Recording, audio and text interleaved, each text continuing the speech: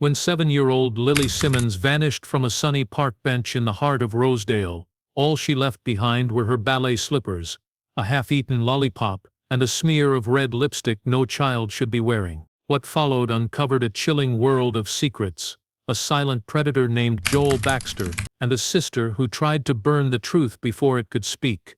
This is the bloody truth behind a smile too wide and lips too red. Rosedale was the kind of place where bad things weren't supposed to happen. With its manicured lawns, polite neighbors, and tree-lined streets, it felt frozen in time, a quiet town where doors were left unlocked and children played until the streetlights flickered on. But on August 30, 2012, that illusion shattered. That day, 7-year-old Lily Simmons disappeared, and nothing in Rosedale would ever feel safe again. Lily had just started her summer ballet program. Every Tuesday and Thursday, she'd leave her class at 4 p.m. and walk 2 blocks to the neighborhood park, where her mother would pick her up. She always waited on the same wooden bench, her pink ballet slippers swinging just above the gravel path. But on that Thursday afternoon, when her mother pulled into the lot at 4:12 p.m., Lily wasn't there. At first her mother assumed she was playing nearby, but after a frantic 10-minute search around the playground and public bathrooms, she called the police. It didn't take long for concern to become panic. Within hours, search teams were scouring the area. Volunteers lined the sidewalks with flashlights. Police questioned teachers, classmates, and anyone who'd been in the park that day. But there were no witnesses, no strange cars, no screams. Lily had simply vanished. What the officers did find, however, made everyone uneasy. Near the bench where Lily normally waited, her pink ballet slippers had been carefully placed side by side. Next to them lay a half-eaten red lollipop, its wrapper crumpled but still sticky. The candy was cheap and unremarkable, except for one chilling detail. There were red smudges on the wrapper that looked like lipstick. Lily never wore makeup. Her mother confirmed it. Her teachers did too. She was only 7. The town held its breath. Flyers were posted. Lily's smiling face appeared on the evening news. Her parents gave emotional interviews, pleading for their daughter's safe return. But days turned into weeks, and the case grew cold. The police had no leads. No security footage showed Lily leaving the park. No one ever reported seeing her after ballet class that day. It was as if she had dissolved into thin air. Rumors began to spread about strangers, about drifters, about someone in town hiding something. People began looking at their neighbors with new suspicion. Parents stopped letting their kids play outside. The park where Lily vanished remained empty for months. But among all the whispers, the lipstick detail became an obsession. Local blogs speculated it might have been a signature. Others thought it was a red herring. Some even believed Lily had been lured with the candy coaxed by someone she trusted. The image of the melting lollipop, stained with adult lipstick, haunted everyone who saw it. Years later, that lone clue, small and strange, would prove more important than anyone could have guessed. But in the early days it was just one eerie piece in a mystery that gripped a town built on trust and slowly tore it apart. 6 months after Lily Simmons vanished, Rosedale had settled into an uneasy rhythm. The posters were still up, though faded and curling at the edges. The pink ribbon tied to the tree near the park had turned gray in the wind and rain. People spoke her name less often, but her absence was always there, like a shadow stretching across every quiet corner of the town. The police had long since scaled back their search, and the Simmons family stopped giving interviews. But the unease remained, lingering like smoke after a fire. That fire came, literally on a cold February night, when flames lit up the sky above a small house on the edge of town. It belonged to Elaine Harper, a preschool teacher who had lived in Rosedale for nearly her entire life. The fire was fast and deadly. By the time firefighters arrived, the structure was fully engulfed. Elaine was found in what was left of her bedroom, and the cause was ruled as an accidental electrical fire. Most of the house was reduced to ash and charred wood, but the basement, oddly enough, had survived. While combing through the wreckage for insurance and identification documents, one firefighter discovered a narrow opening behind a false wall in the basement. Inside was a small crawl space, about 4 feet high, filled with what at first looked like old storage items. But as investigators pulled the items out one by one, it became clear this was something else entirely. There were children's clothes, dresses, pajamas, and tiny shoes. Some were stained, others folded neatly. Next came boxes of dolls, each carefully preserved, their eyes wide open as if frozen mid-blink. There were journals, children's drawings, and most disturbing of all, photographs. Dozens of them, pictures of children in various settings, parks, classrooms, birthday parties. Some smiling, some appearing unaware they were being watched. And among them, unmistakably, was Lily Simmons. She wore a pink tutu and a tiara in the photo. Her face was bright and carefree, but behind her smile was something deeply unsettling. The background wasn't any known location. It looked like a staged setting, with curtains and a strange painted backdrop. Lily was not alone. Other children were in the photo, but their faces were partly obscured. 2 of them were later identified as missing from towns in neighboring states. The other 2, their identities remain unknown to this day. Investigators couldn't determine what Elaine's connection to these children was. She had no children herself. Her neighbors described her as kind, quiet, and gentle. She had worked with children for over a decade and was beloved by parents. But no one had ever been invited into her home. The lipstick returned to the conversation after one photo showed a child with red makeup smeared across her cheeks in an almost clown-like fashion. Some of the dolls in the crawl space also had their lips painted red, uneven and crude, as if done by a child or someone pretending to be one.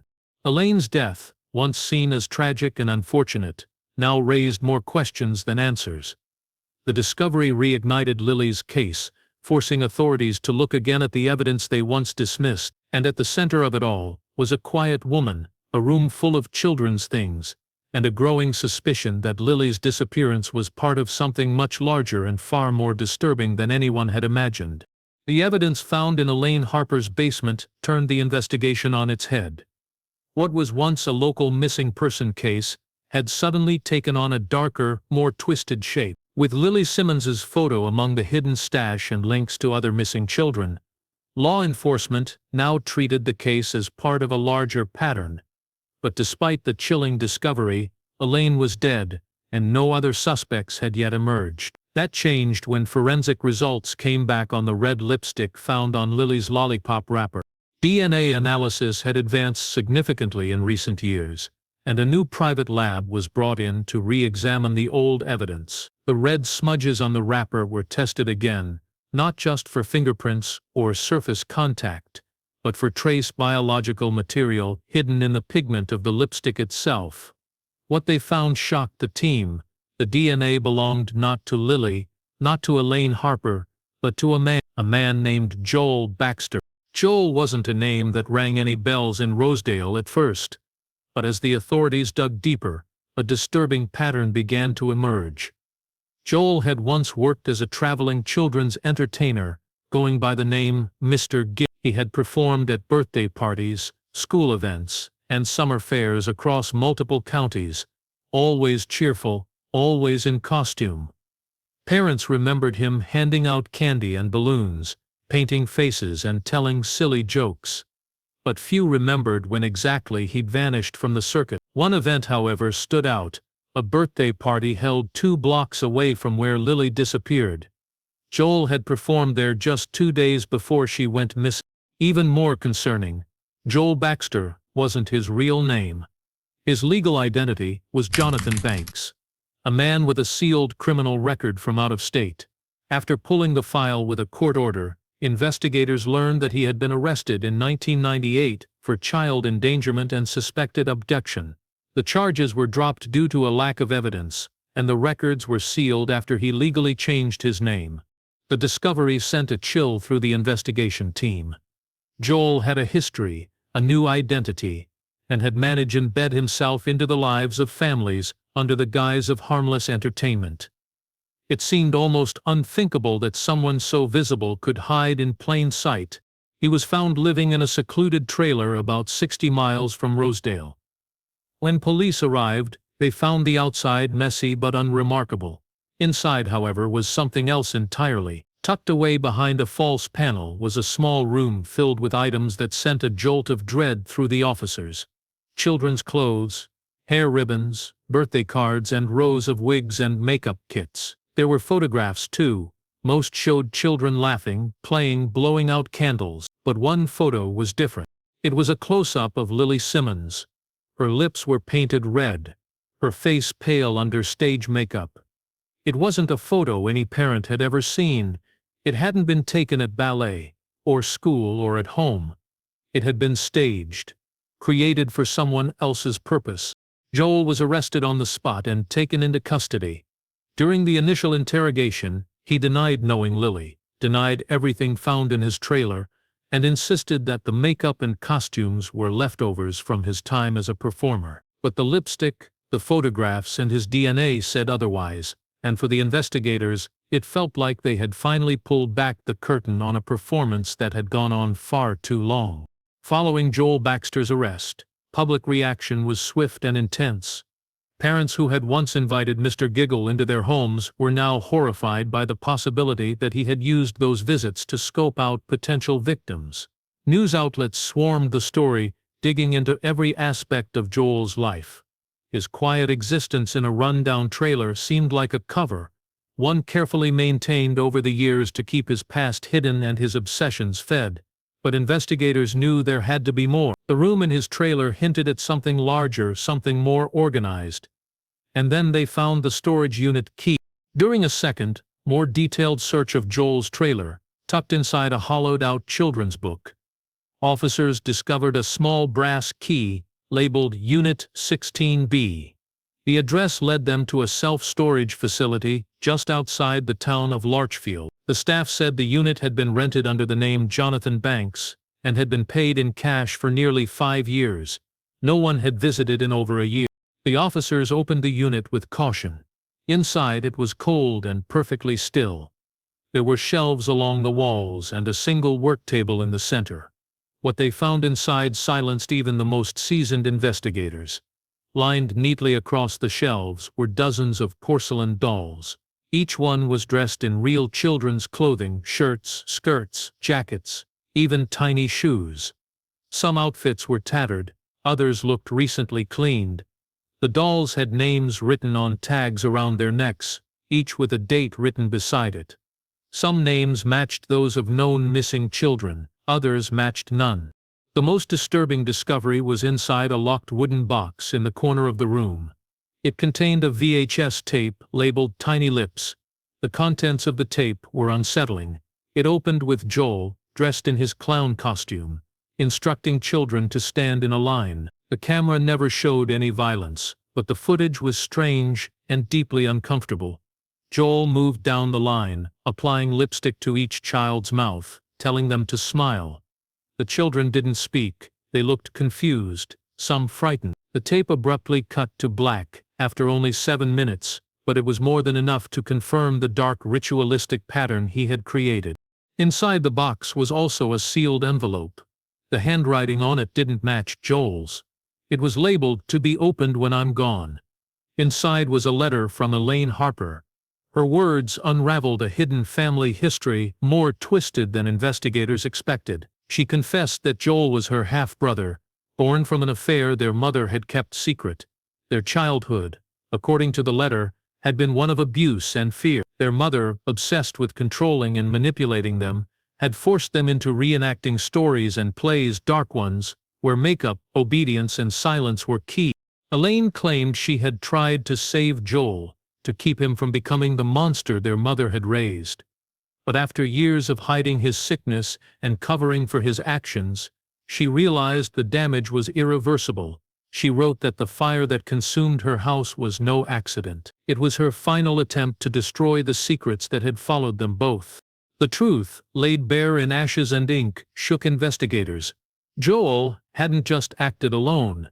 He had been shaped, trained, and then hidden by someone who believed she was doing the right thing. The case was no longer just about Lily. It had become a dark legacy passed from one generation to the next, and the tape titled Tiny Lips became the symbol of that legacy, ritualistic, haunting, and deeply tragic. Joel Baxter's trial was swift, but the scars it left behind in Rosedale would last for decades. The court charged him with multiple counts of child endangerment, unlawful imprisonment, and possession of illicit materials involving minors. But despite the overwhelming circumstantial evidence, including the lipstick DNA and the disturbing contents of his storage unit, he was never convicted of murder. There was still one crucial piece missing: Lily Simmons's body. Without it, the most serious charge could not be proven beyond a reasonable doubt. Joel maintained his silence through every proceeding, staring blankly ahead, never speaking of Lily, the dolls, or the video. He was sentenced to life in prison without the possibility of parole. The town tried to move on. The park where Lily vanished was redesigned and renamed. Elaine Harper's house was demolished and the lot remained empty, a scar in the middle of a once perfect neighborhood. But closure remained out of reach. The finality people hoped for never came. Too many questions still floated unanswered. Was Lily really dead? If so, where was her body? If not, where had she gone? 2 years after Joel's sentencing, the Simmons family received a package with no return address. Inside was a small manila envelope, and nothing else. Inside the envelope was a single drawing. It was a picture Lily had made in kindergarten. One her mother remembered hanging on the refrigerator. It showed a stick-figure family under a rainbow, her parents, their dog, and Lily in the middle, wearing a crown. In the bottom corner was a red heart. It hadn't been there before. It looked freshly drawn in lipstick. The handwriting on the back was small and careful. It simply read, "She smiled for the parade." The police tested the paper and the lipstick. It was the same brand found in Joel's trailer, but the DNA didn't match his. This raised terrifying possibilities. Had someone else sent the drawing? Had someone else been involved all along? Some investigators began to look again at Elaine Harper's letter. She had hinted at others, at family games and stories that included more than just her and Joel. If their mother had been the one orchestrating those rituals in their childhood, had she passed those ideas on to others? Had Joel learned this pattern from more than just her? Could there be more people still out there, watching, waiting, hiding behind smiling faces? The drawing reignited speculation, podcasts and online sleuth forums. People searched through old cases, missing children, and unsolved abductions with new eyes. Connections were suggested, but nothing concrete ever surfaced. The official investigation remained open, but without leads, it moved no further. Lily Simmons became both a symbol and a ghost, seen on t-shirts, murals, and in the quiet spaces of grief that Rosedale never quite sealed off. In prison, Joel continued to say nothing. He refused visitors, ignored letters, and spent his days watching cartoons meant for children. Guards noted he often laughed quietly during makeup commercials or clown shows. The tape titled Tiny Lips was locked away in evidence storage, a haunting reminder of what had been found and what was still missing. Some stories end with justice, others with answers, but the story of Lily Simmons ends with a red heart, a missing child, and the unsettling suspicion that the truth might still be out there, wearing a smile and waiting for another parade.